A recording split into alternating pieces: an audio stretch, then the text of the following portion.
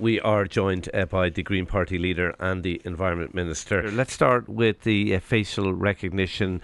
The government approving the acquisition of body-worn cameras for Gardaí. No facial recognition technology, although the vest will have facial recognition software. There's going to be a standalone bill for facial recognition. You've won this battle, haven't you, with Fine Gael? We wanted that standalone bill, and it wasn't a win one party versus the other. But I'm a communications minister, and I've been involved in digital policy for 20 years now. And it's actually critically important that we retain the public trust in what we're doing and how we share data, how we use cameras.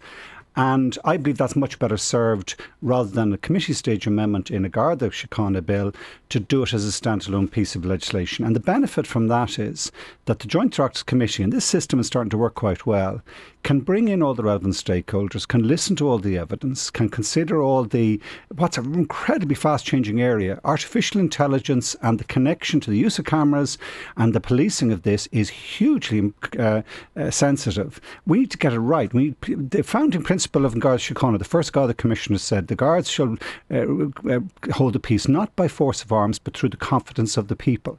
That's still the case today. I believe we have that, and we don't want to lose it. And I think the quickest and worst way of losing it is if people had a sense that someone's spying on you, that, in a sense, you're being watched.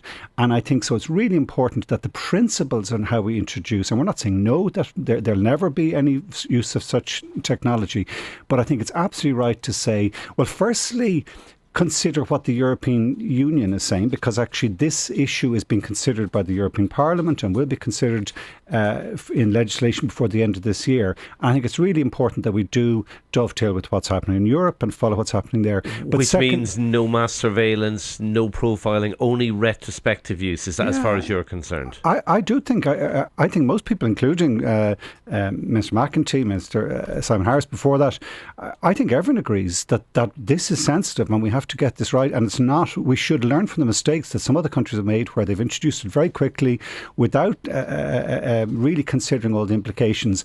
And if you do that, the risk you have is that you lose public confidence in the state and in the technology and how it's been used.